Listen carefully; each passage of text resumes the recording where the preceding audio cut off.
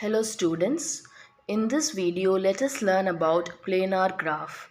Definition: a graph is said to be embeddable in the plane or planar if it can be drawn in the plane so that its edges intersect only at their ends.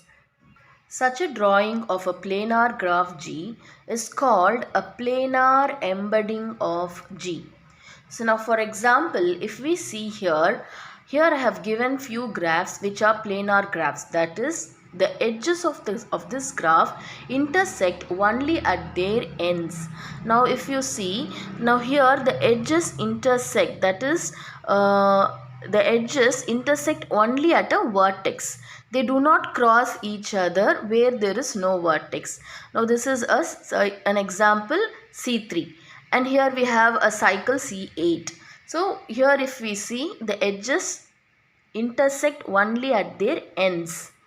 So now these are few more examples. I have just listed a wheel graph, helm graph, crown graph for you to understand what is a wheel, helm and crown. So any graph which intersect only at their end points are said to be planar graphs.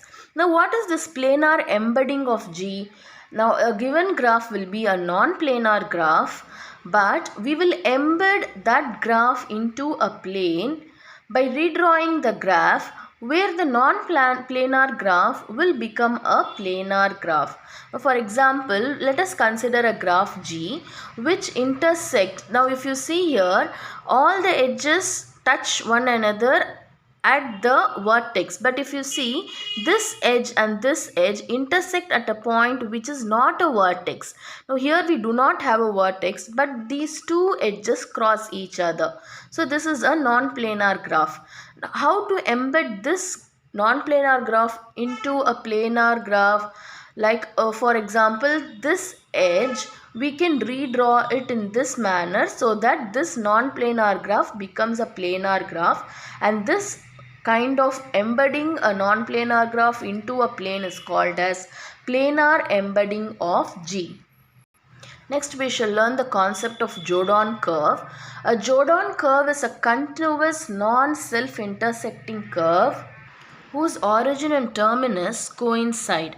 Now if you see here, now this is a Jordan curve where the origin and the terminus intersect, and the portion which we have, now this plane has been partitioned into two plane where we have a Jordan curve, and the area which is inside the curve is known as interior of this Jordan curve, and the plane which is outside the curve is known as the exterior of J.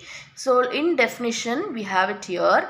Let J be a Jordan curve in the plane. Then the rest of the plane is partitioned into two disjoint open sets called the interior and exterior of J, and it is denoted by INTJ and EXT of J. Now the closure of the interior of J is denoted by, now if you see, the letter I is capital here, and the closure of the exterior of J is denoted by EXT of J, where the letter E is capital here. When we take the intersection of the closure of the interior of J and the closure of the exterior of J, we get the curve J itself. Next we have the Jordan curve theorem here. The theorem states that the Jordan curve theorem states that any line joining a point in interior of J to a point in the exterior of J must meet J in some point. Now if you see here, this is a Jordan curve. So this is the Jordan curve J. Now if we have a line, that is there are 2 points where one point is inside the interior of J and another point is at the exterior of J. So the line joining these 2 points will meet the Jordan curve at some point. So the Jordan curve theorem states that any line joining a point in the interior of J to a point in the exterior of J must meet the curve J at some point.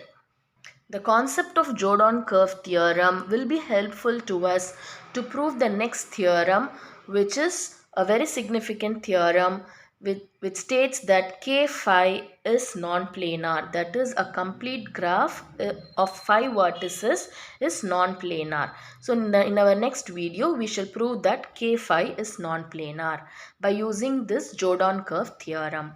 Thank you.